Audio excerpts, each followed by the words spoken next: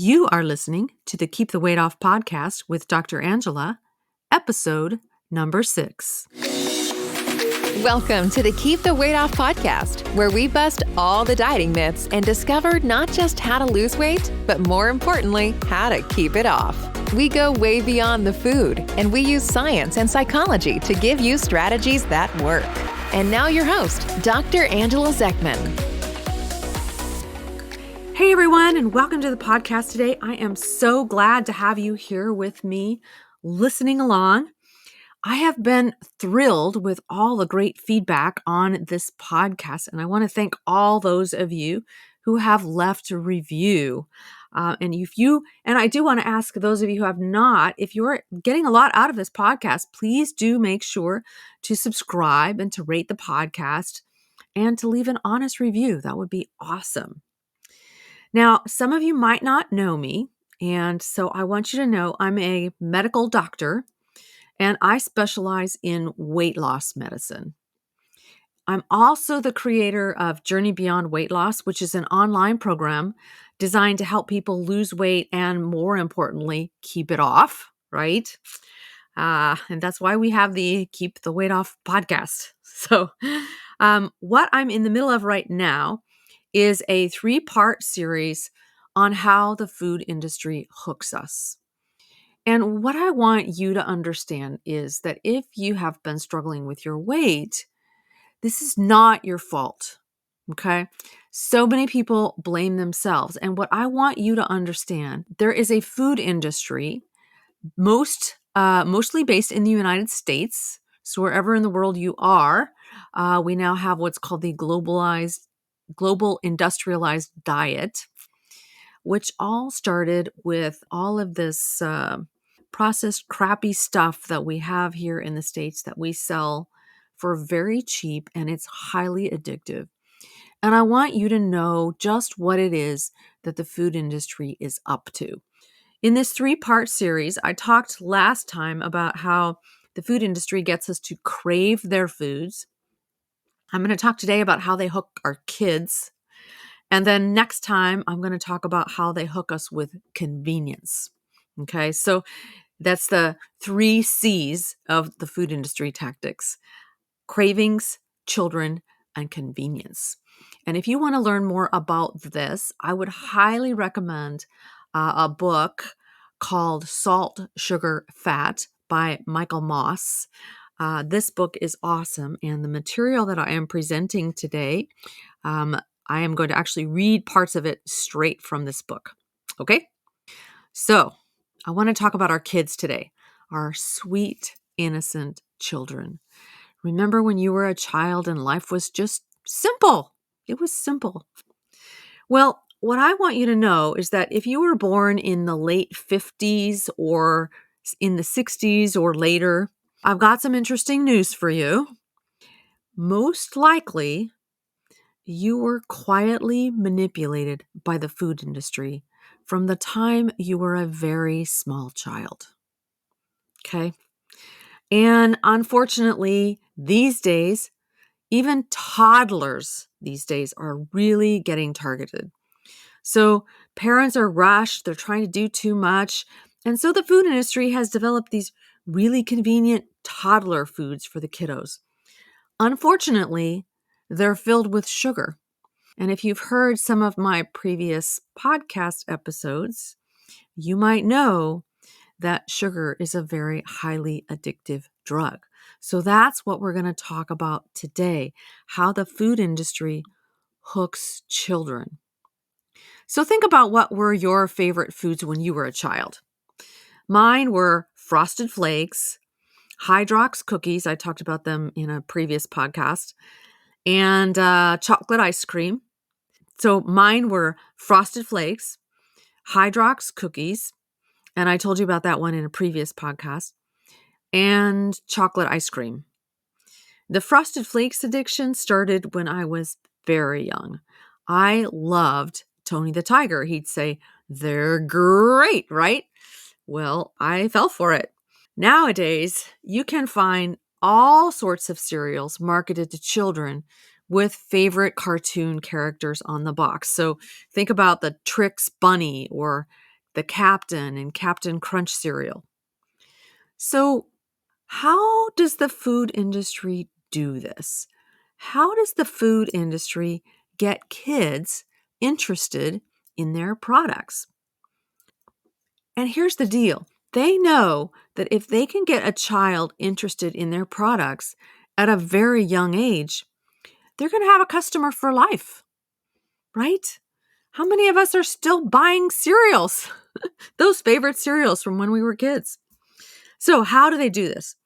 Well, the first thing that they do is they have to make sure that they have just the right amount of sugar in the product.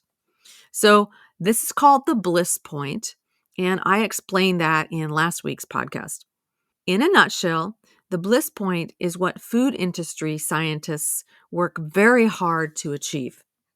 They design products that children will love by experimenting on the kids, by giving them, say, for example, various pudding recipes, and then asking them which one they like better. But they don't have the child say which one they like better. They have the child give it to the stuffed big bird that's sitting right next to them.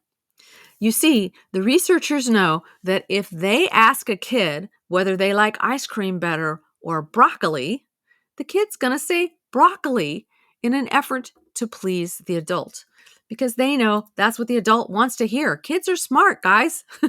So if you ask the child to give it to Big Bird instead of asking them what they like better, just give the one you like better to Big Bird. You bypass that desire to please, as well as bypassing the need for language. And so this way, they're experimenting on really young kids, even as young as 3 years old. And what the food researchers discovered is that kids like their foods much sweeter than adults do. Some instances as much as 2 to 3 times sweeter. So this actually then presents its own problem because children's tastes are being formed at these young ages. Children at these young ages are developing preferences. These are the first few times that the child's brain has tasted these foods. And so the brain is going to develop pathways in the brain that are going to let the child know what's normal and what isn't normal. And so they're developing these preferences for sweet things that are going to last them for the rest of their lives. This is how we develop the proverbial picky eater kid. These kids want only sweeter processed foods. They don't have a taste at all for real foods. Okay?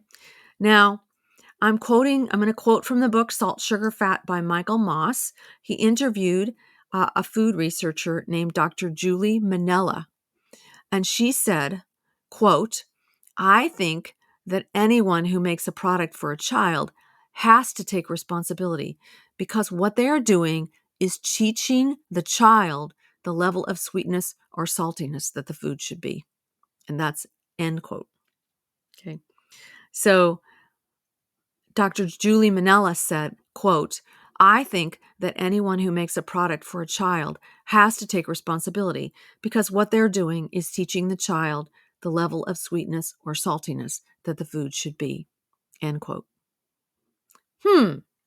So the food industry scientifically determines the optimum amount of sugar to put in a children's product by experimenting on children. Are you a little abhorred about this? Does this bother you at all? It certainly bothers me. The next thing that the food industry has to do is to get the child interested in the product. In other words, market the product to the child. There are 2 ways to do this: TV advertising and packaging. Most companies do both, of course. So just think for a moment about what your favorite cereal was as a kid.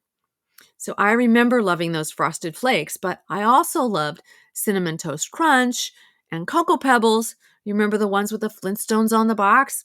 That was a big deal to me as a kid. Michael Moss talks about the cereal aisle in the grocery store. There are 200 brands of cereal competing for attention. The big three cereal makers are Kellogg's, Post, and General Mills. And these companies spend almost twice as much money advertising their cereals as they do on the ingredients that go into them. So get that. Twice as much money advertising as the ingredients in the cereals. So advertising to children is big business. The food industry knows that young children can't tell the difference between ads and programming. A 1979 report documented that there were over 7,000 television ads for sweets and junk food that year. That's just in 1 year. So this has been going on for 40 years now. A more recent study revealed that children who watch 80 minutes of television per day view more than 800 ads for junk food every year. That's a lot of ads. And remember how vulnerable little kids are.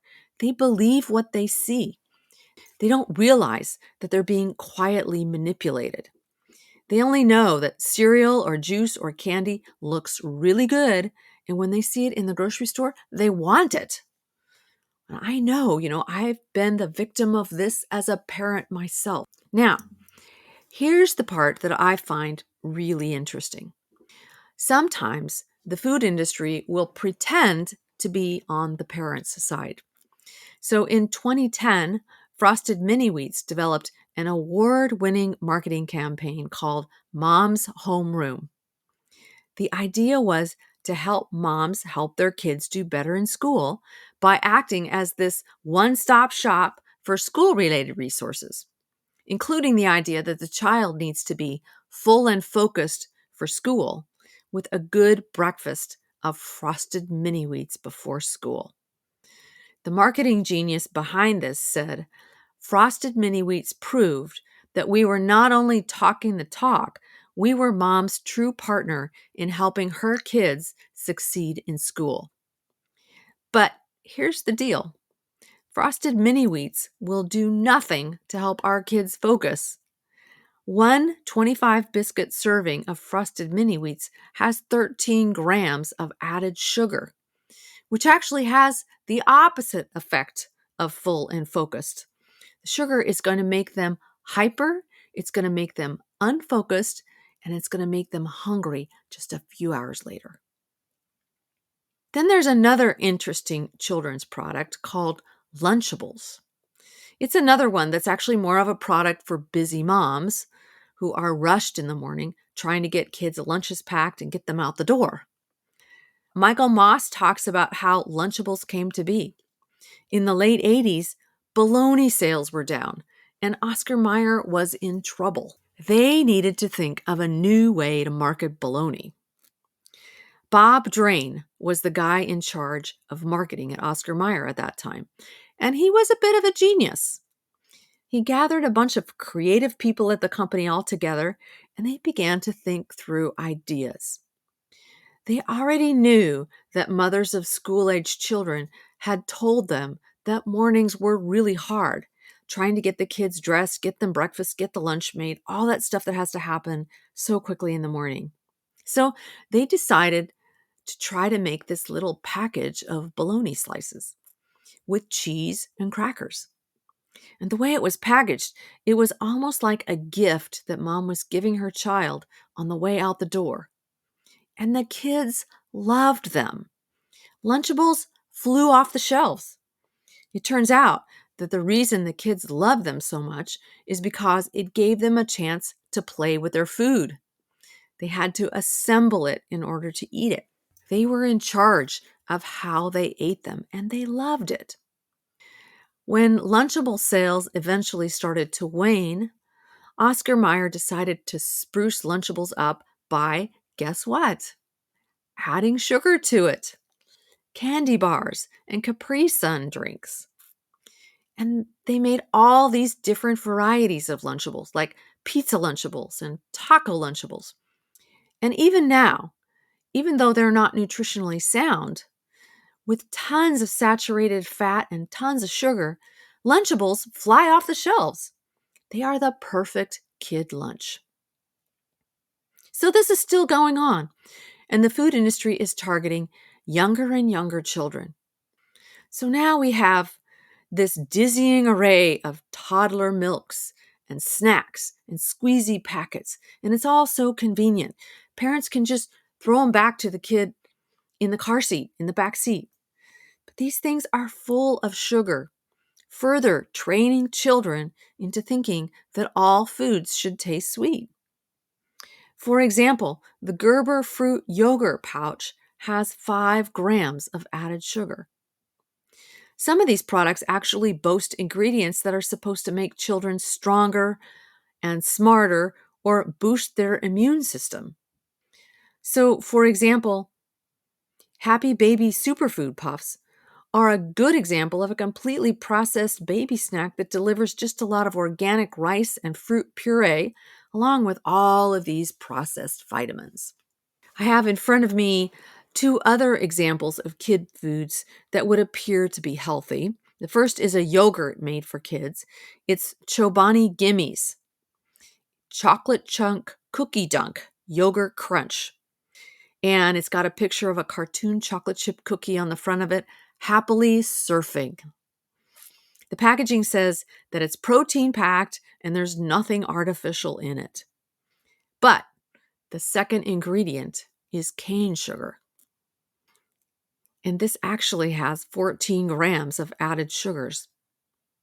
Now, I also want to point out that the nutrition information is printed on the front in very faint lettering, and it took some pretty strong reading glasses for me to even be able to make it out.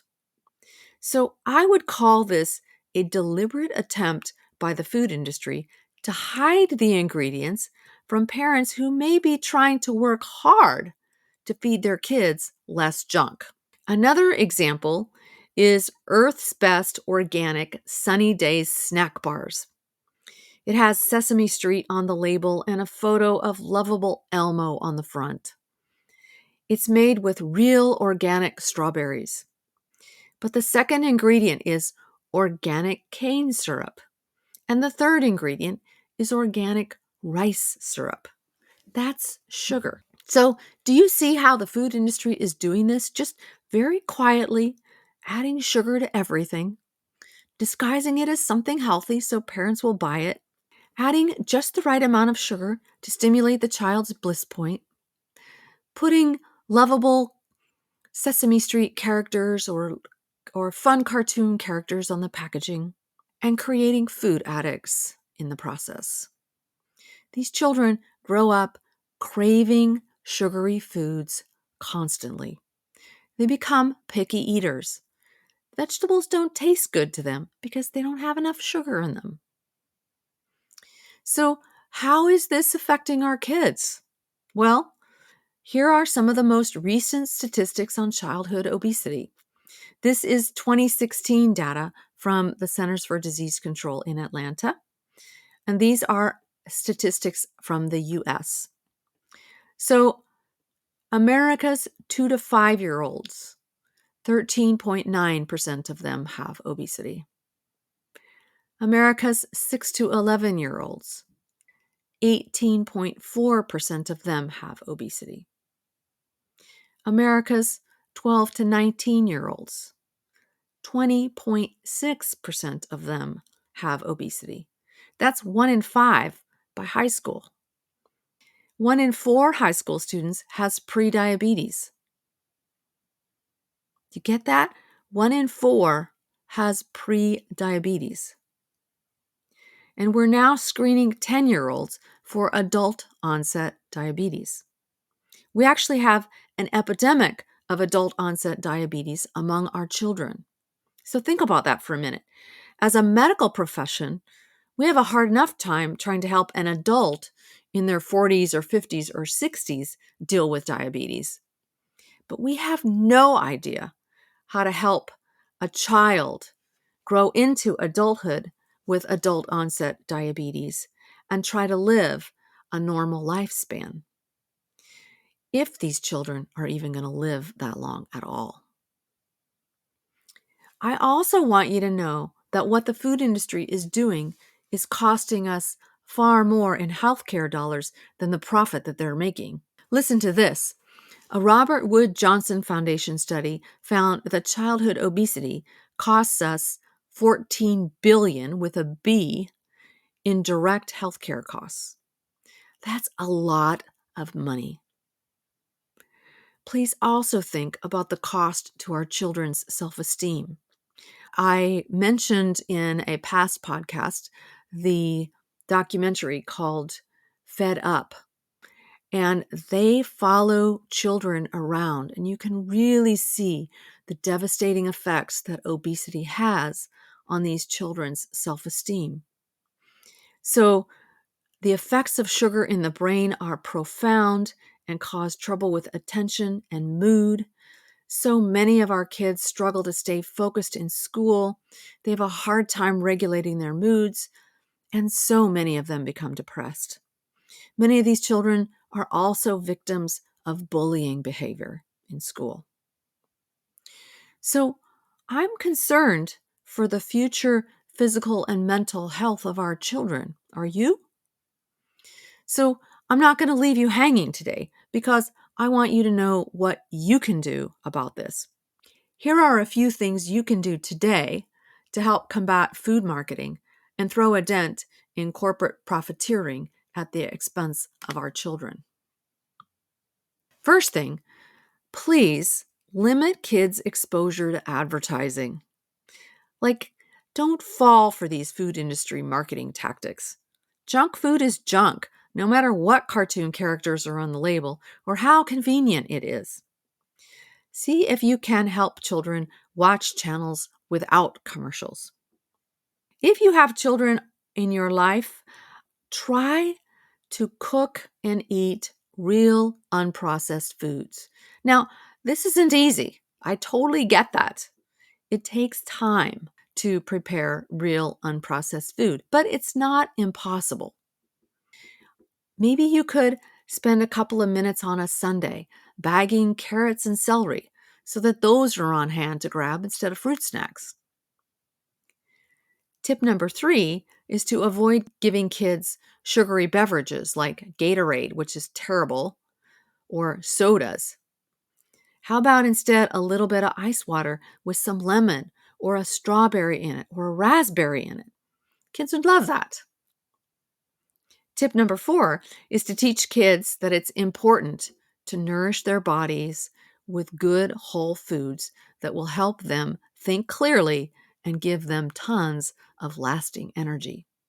So it's that education piece. Tip number 5, think about how you are rewarding children for good behavior or for winning the baseball game. Now, once COVID is a thing of the past, perhaps a trip to the local amusement park instead of a trip to Baskin-Robbins, or a trip to the movies, or perhaps a sleepover, or a new toy, or perhaps just a star on a chart. I love those. So I want you to really think about what is going on with our children these days. I hope this podcast has given you some food for thought. The food industry is really working hard to quietly manipulate you and your children to buy their products, to get you to crave, to get kids hooked at an early age. And next week, we're going to talk about the third C, which is convenience. It's up to us to educate ourselves and to recognize that, hey, you know what? Maybe this isn't worth it, right? So take care, everyone, and I'll talk to you next week. Bye-bye. Hey, if you really want to lose weight and keep it off for good, your next step is to sign up for Dr. Angela's free weight loss course, where you're going to learn everything you need to get started on your weight loss journey the right way. Just head over to journeybeyondweightloss.com/free course to sign up. Also, it would be awesome if you could take a few moments and write a review on iTunes. Thanks, and we'll see you in Journey Beyond Weight Loss.